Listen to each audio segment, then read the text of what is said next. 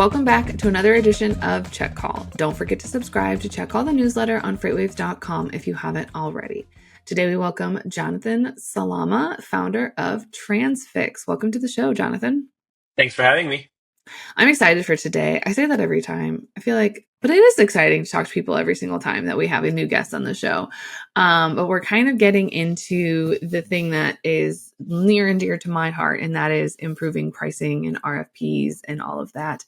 Before we get too far into that, though, let's get some background on you and why you started Transfix. We started Transfix 13 years ago now. So it's been quite a while. But I was at a point in my career where I wanted to start something. I didn't know what it was. I was searching. I wanted to find something meaningful, something real. I didn't want like just an app that I don't know is not like tangible. And then st met my co-founder like just through like friends and connections and stumble into logistics and what's more tangible than delivering goods. So we started Transfix with a thesis that at least back then there were no technology. There were no startups in the logistics space or very, very few. Um, and we thought we could build a brokerage, a real broker, but based on a lot of like technologies that like will give us an edge. That was a thesis back then. Obviously, we've had like many changes through our lifetime, including about a year ago selling our brokerage to now being focused on predictive analytics to predict the cost of freight, whether it's dry, van, and now flatbed. That is something that I'm very excited about to get into, and that is the flatbed side of things that you guys have just come out with. But before we get into that, actually, no, let's just get right into it.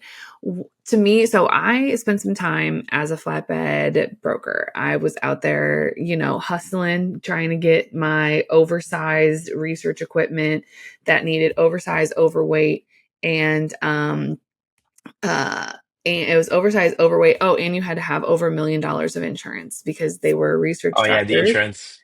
that were, turns out, like, those tractors can get really expensive. They're like, oh, this is like a $3 million machine. And I'm like, but you put it in the field and roll it through the mud. And they're like, yeah, it's what it's supposed to do. And I was like, okay. So that being said, why, and it's always a nightmare because flatbed, there's so many different variations of things. So how did you guys, first of all, the addition of flatbed pricing in anything to me is like a, hold on, they did what?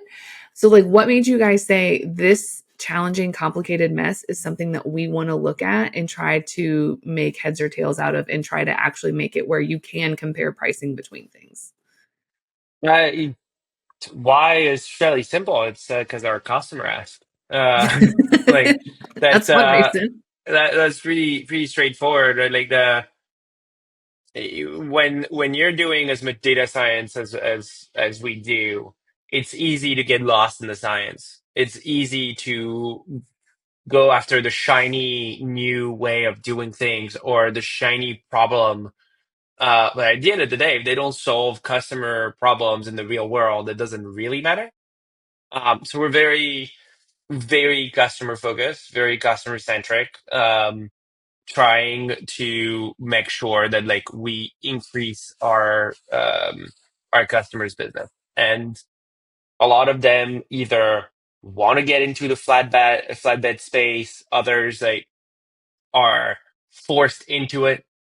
Customer has like a lot of drive, but like some flatbed they want to give to this one broker that's never done it, right? Or they want to expand on it, or that's what they do. That's their bread and butter. We started dry or reefer for them, and they've liked our pricing, and they wanted our help. Like that's really why we started it. Um, I mean, like as a broker, as Transfix, we did some flatbed, but we nowhere near enough to be considered like a flatbed brokers. This was like, oh, like we'll give you all this dry if you can take these like this one flatbed Yeah. project that is like going to drive you insane. Um, we did a bunch of those, but that was the extent of our practice.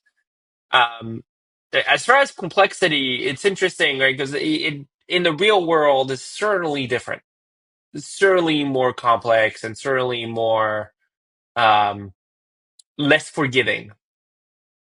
Dry, if you're wrong, you can be wrong, but you won't be wrong by a lot. Whereas flatbed, you can. We've seen it. We did it. Didn't like it. But in our case now, like as the way we've developed it, like when you're looking, like it's all about like understanding how data interact with the real world. Like, what does it mean to be to need $1 million insurance? Like, what does it practically mean? In practice, it means you have less carrier to go after. Right? At the end of the day, that's the it's when we're predicting a rate, but we're really predicting the supply and demand over time, right? And all these features that goes into the model implies are like, hey, there's going to be more shipments, or hey, there's going to be less demand, or sorry, less carriers, less supply, or no, this is the easy, nothing's easy. Flatbed, and this is the cost, right? That that's a fundamental basis of our models, like whether it's dry, reefer, or flatbed. And then once you see it across this land, everything's doable. I think that I really kind of want to know what those conversations were when you guys first started parsing through Flatbed and going, yeah, like the conversation with the customer. Of course, we can let us work on this. We'll get it for you. But then behind the scenes, you're like, what have we just done? Where do we even begin? Because just like you said, there's so much that can go into it that can affect that rate. Because if you have an overweight or an oversize, well, suddenly you're adding on a couple $100 more. Yeah, the actually that was an that's not typically the most difficult part, believe it or not. The most difficult part is like when we found TMSs out there do a very poor job categorizing what type of flatbed it is and what accessorials are on it. And so like parsing through the TMS data for drive-in, all right, there's a pickup, there's a delivery, there's a time, right? Like it's fairly straightforward. For reefer, okay, you got to add a temperature. Got it. Flatbed is very different, and TMS don't always think they are different. Like outside of just like changing the name from drive-in to flatbed is basically the same thing. That created more challenge than if we had the perfect information for all flatbed it would be a lot easier. Um, and but then like we started this project like we started any project. We looked at the data. Like we've from our customers and from partners, like was it like we get a lot of data and just parsing through it and understanding it as human before putting it into a random black box model that will do like some random things and tell you you're right and then you'll believe it because it's called AI. And then that's just the way life goes. It's called AI, so you trust it. And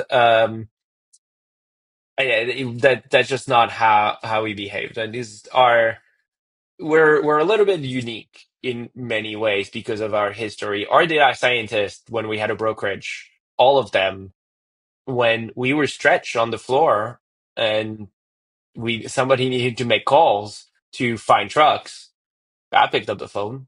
Like our data science team picked up the phone. Our engineer picked up the phone. We've all been yelled at by a carrier for saying a rate that didn't make sense to them. Like we've all felt it. It made sense to us. Very much made sense to us. Didn't make sense to them, but we all got yelled at. Like you gotta understand like everything that goes into booking a load. Um, and so that gives us an edge when we start these projects. That gives us like we understand freight fundamentally, whatever type of freight it is, we get it. We understand our customers. We know what they're doing. We know their pain point. And so when we start a project like this, it's always kind of fun.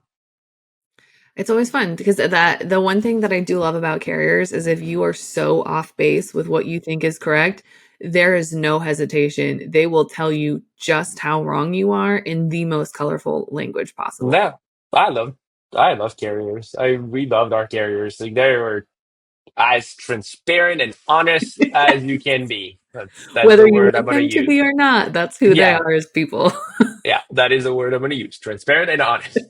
Um, but yeah, But that's always kind of fun though, because if you're like, "Hey, I think I'm right. I think I finally get it," and then you call your carrier and they just start laughing at you. If the first thing out of their mouth is laughter, then I know that this is going to be a long phone call of them telling me just how funny I have made them laugh, or just how man, funny I am.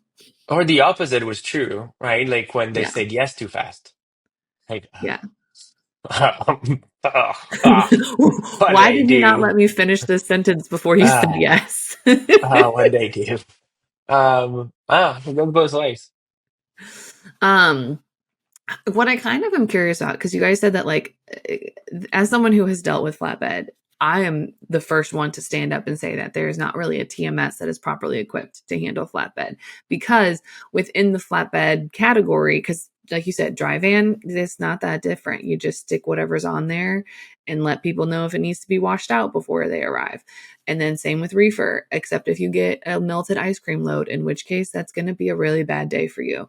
But the because there's something about the melted ice cream that is just the most disgusting to get washed out.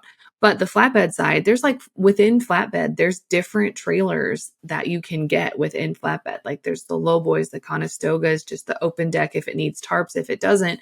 And that's really hard to capture in a TMS.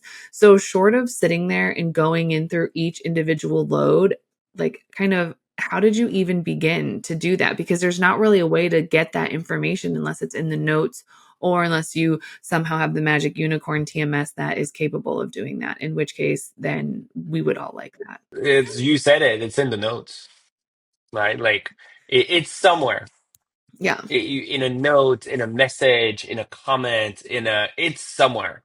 We just read everything. that is. I'm not gonna lie, I was really hoping for like a slightly more efficient answer, but that's Nope. It's I mean the machine does it, so it's not like we have a human that's like doing the groundwork, but we've had to like figure it out. Like it's none of this is easy. None of this is glamorous and easy. Like the answer is just like there's your rate.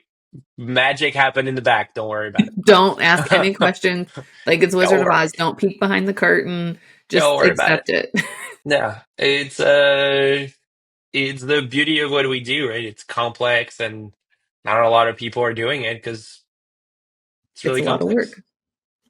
The so when it comes to the pricing side of things, because as a former pricing analyst myself, I love seeing how people get their historic data and come up with how their pricing metrics should be. Granted, I lived on the LTL side, so ours was like much easier than the others because it was just like you want this is how much money's. But when it comes to this side, because there's seasonality in flatbed, like obviously during the winter, there's a lot less loads, but then you have like hurricane season and natural disaster season to accommodate for where I've literally tried to call carriers before and saying, like, name your price. Like, I will pay any price to get you to pick this up. And they just laugh and say, no, I'm hauling for FEMA. And I'm like, but I will write you a blank check. And they're like, so will So we'll them. see. Yeah. So how do you guys like accommodate for that historical like kind of working around that? Because the one thing about like for produce season on the reefer side, it happens at the same time every year. And we know hurricanes happen typically in like September and October, but we don't know when they're going to happen or like to what need that they would need a bunch of carriers. So how do you kind of incorporate that pricing history, but like for a time where you're like, you just need to like check the hurricane button? Is that a thing? I kind of because like you said, they happen at the same time all the time, right? And flatbed is like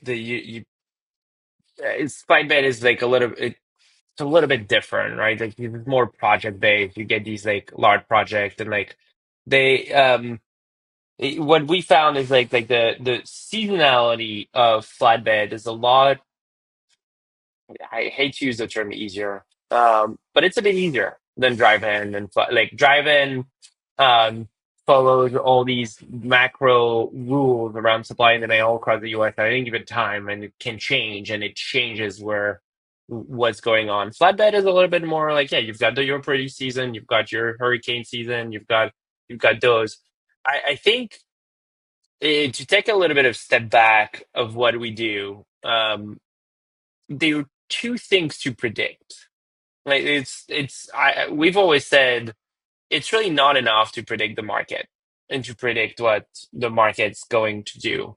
Um, because like that only gives you part of the equation. What's really important is what is your carrier network looking like? What are you able to get? What is the rate you're like? So under the conditions of it's hurricane season and we know there's going to be a bad one at least sometime in September. How good are you at buying during that time? Compare like we know the market is going to skyrocket. Are you going to skyrocket with it? Are you going to like do better? Are you going to do way worse because it's going to be a blank check? And like it's understanding your behavior under like as a broker, your brokerage team's behavior under the market condition that are predicted. And that's where the rubber meets the road, pun intended. Um, where it's like and that's what we do in drive and reefer, right? We don't come up with like just a market rate. We come up with like, well, you know what? During produce season, like your team is very very well equipped to buy like aggressively on their market. So even though we were going to predict the market's going to go up, your rate's going to stay flat, right? That's what we predict. Now in that same week, if you pick up anything in California, like you don't have any network in California, so like you're going to pay more, right? It's predicting that creates much more stability in our pricing, in our and in our forecast than just understanding the market with its width of ups and downs. I actually really like that component because that can change from brokerage to brokerage. So if you have a broker that like, and even necessarily from team to team, like if you know that you've got like that one person that is just a monster at if it's produce season, just let him cook. He will get it done. He will get everything at a good deal and come out with margin on every load. And that kind of says, okay, well, I can allocate the rest of the team to do something else and still win. And that's really fascinating that you guys are able to kind of take that historical data from the brokerage and say this is where your strengths are and this is maybe where you should just not go. We find that our customers and brokers spend a lot of time bidding on freight they'll never win. Hmm. Like you're like we see it. You're buying way too high. Like you'll never win this. Just stop wasting the time. Focus where you're good, and focus where you want to make bets, where you want to grow. Like, forget the rest. But more interestingly, what I found that's what's more interesting. So in order for our model to work, we get your data every day, and the model retrains the moment it hits data. The moment it gets the data, it just retrains. And we can start like detecting those patterns, and like we detect the pattern of like the high performer. But more interestingly, we can also detect when a low performer leaves the team, Oh, and we can see like, wait, your buying like behaviors have changed for the better, and we can see an improvement in your buying and predict it and like react really quickly. So your sales team now is just like better positions, or you just hired one of those monster you want to like cook.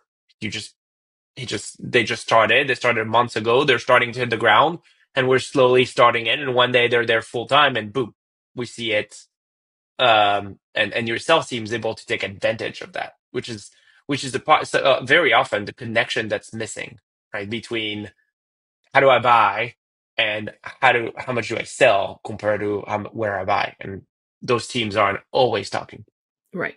Because I would think that if I was like a middle tier broker, not necessarily like the big guys, because they've got their own thing going on, but if I'm a mid-sized broker and I have this new class that comes in, and I find I just get a stroke of genius, and I've got this guy that can, if it's on a reefer, this man can sell it and at a good margin, and or woman, whatever. Then I can in turn go have my salespeople just for like voraciously hunt down reefer freight because I've got a guy that's just going to print money on it. And that, I feel like that, like you were saying, that that's missing a lot because I've never known any of the brokerages that I've worked at or I've talked to have that approach of, okay, well, we know that aside from like this industry, we're really good at, like, we're really good at automotive or automotive parts. Like, aside from being industry specific for a brokerage, it's harder I don't think I've ever seen someone be like, oh, well, we know that if we've got this team, we can just feed them this reefer freight all day long, and they have this amazing network that's going to make it work. Yeah. Yeah, that's that I think that's key to success and growth for most brokerages out there. Yeah, that's like insights on another level of like you can go through and be like, okay, this is like stop hunting for these customers because this is not where we're going to be successful. Come over here and hunt for these because this is where we're going to print money all day long because there's plenty of freight to go around for everybody. So if we just want to carve out our slice of pie over here and just leave that pie for everyone else, then that'd be great. So that being said, Jonathan, we are coming towards the end of our time today. And it's not necessarily related to pricing, but there's a question that we've been asking people that come on the show. So it's your turn. If you could build a house out of any type of food, what would it be? I feel like there's only one right answer to this, Yes. but it's not gonna be like the answer I want it to be is pizza, Okay. but Because it that's a can't be delicious that. house. It'd be delicious, but it won't be structurally found, and I feel like the smell would not be great after a minute. That's fair. But honey doesn't go bad, Oh, hardens, smells great. doesn't ever go bad. Nope. So honey, Huh. that would be the longest house built. Yeah. Or like it would outlast all the other food. Would you want it to be like honey dripping, or would you want like the honeycombs in the wall? No, it'd be like the cones, like the hard stuff. Like you Yeah. make it you If make you have it a fear of solid. bees, horrible house for you. Yeah. Yeah, But yeah. other than that, it's a 10. That's a 10 out of 10 house recommendation, sir. Yeah. Feels like it's the only right answer. It does. But it's the first Yeah. time we've ever had honey. And there you Yeah. go. We just needed Jonathan to come in and drop a bomb. That's it. That's it. Just honey. Just honey. All right. Well, if someone has maybe the foundation or a great floor plan for a house built out of honey, or if they kind of want help getting more accurate pricing, or if they just kind of need help, where can they find you guys outside of the show? We're on transfix.io. Easy to find us, or you can find me on LinkedIn. I'm always available. Awesome. Thank you so much for joining us today. Thank you for having me. You can find Tech Call the Podcast anywhere you get your podcasts, like Apple Podcast and Spotify. And don't forget to check out all the other incredible FreightWaves shows. And don't forget to subscribe to the newsletter on freightwaves.com/techcall. See you on the internet.